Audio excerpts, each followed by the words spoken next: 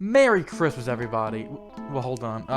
Merry Hanukkah, Kwanzaa, Atheist Christmas, Buddhist. Happy holidays, everybody. And what better way to spend the holidays than by torturing myself?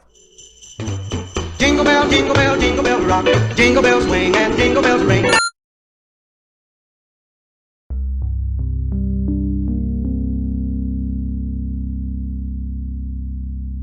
Getting over it. The torture that I've been willingly putting myself through. You play as a random dude in a bucket, with your only mode of transportation being a sledgehammer that you're somehow able to lift yourself up with, pushing off the ground, grabbing nearby ledges, and doing anything in your power just to try to make the smallest amount of progress. But even if it's small, it's still meaningful. That's what she said. Shut up! If you start to fall, you'll probably start flailing around, trying to grab onto any and everything that might save you, but this only makes things worse. The world may look chaotic, but to succeed, you can't be. At first glance, this sounds like just another game within the crazy movement genre of games, along with Surgeon Simulator, Octodad, and I Am Bread. Games like these are built to, at first, frustrate you, but as you play, you learn how it works, and eventually, master it. However, while these games were designed with humor as the forefront, getting over it is quite different. No! Ah! The game's not designed to be good, it's more interested in showing the player what they can achieve, and kinda trying to teach them a lesson. For example, when I wake up in the morning, I have a tendency to sleep in, and wake up like this. That's not a very good morning. A better morning looks something like this.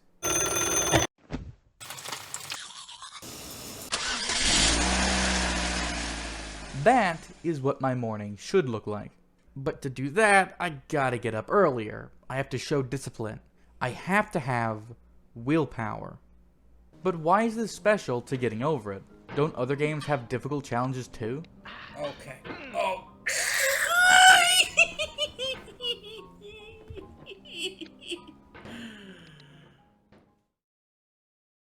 Celeste is a bit of a rage game.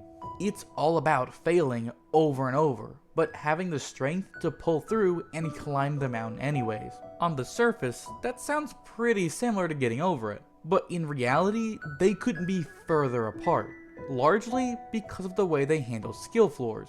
In game design, there are concepts known as skill floors and skill ceilings, which represent the lowest amount of skill you need to progress and the highest possible skill you can achieve. Celeste starts off with a low skill floor, so most players can easily get past the early stages in the game, but it slowly raises as the game goes on, requiring you to get better and better. Getting over it though, starts with the skill floor very high up, making getting used to the controls a main part of the challenge. And then from there, it raises in quick bursts when you reach certain sections with new types of challenges. A traditional game would show you these new challenges in safe areas, but not getting over it. If you get to a new concept you don't know how to get around, and you mess up, you might just have to start over.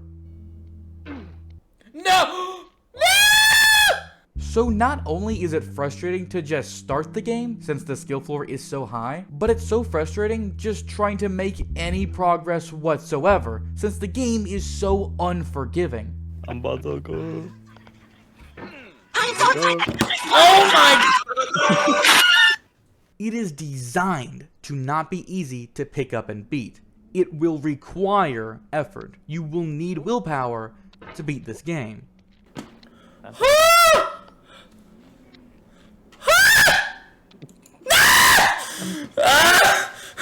Yeah. But why? If the game is so terrible to beat, why even force yourself to do it? Well, for the ending. When you're finally able to push through the irritation, ignoring every bone in your body telling you to turn the game off and play The Messenger instead. Side note, but have you heard of The Messenger recently? At that moment, when you finally surpass everything you've been headed towards this whole time, that feeling of triumph is worth it. Stop. You don't Salt? lose Yes! momentum. Now keep Oh, I'm done! momentum going. Gamers. Yes. Yes. Ooh, that was a good push. Yeah.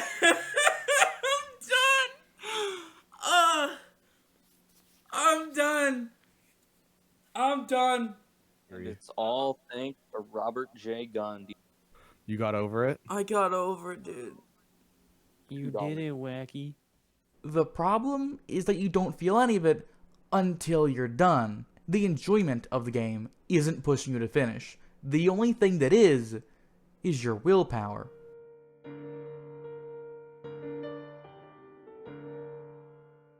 Every Christmas, my mom puts up a Christmas tree with hundreds and hundreds of ornaments. Do you think I enjoy spending all of my day for multiple days decorating a tree? No, I don't. But I push through my desire to stop for the end result of a beautiful Christmas morning and my mom being happy. Getting over it is annoying. The controls often feel like they don't do what you want them to. The world seems random and not interesting enough to explore. The narrator tries to encourage you, but to a frustrated player, it feels more like the creator is just laughing at you. No! Your failure here is a metaphor. To learn for what? Please resume climbing. To beat this game, you don't need to enjoy it. In fact, you probably won't for a while. Ah! I don't like this game. But you probably also don't enjoy vacuuming, getting up early, or working out, and it may be difficult to force yourself to do them, but that's what willpower's for. Being able to make yourself do things you don't want to do has got to be one of the most useful skills anyone can have. People like to prop up courage as this honorable trait, but courage is just willpower over fear.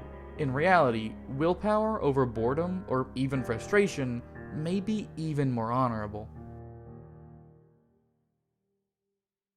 Willpower may make for a very boring Green Lantern, but it's a very important asset.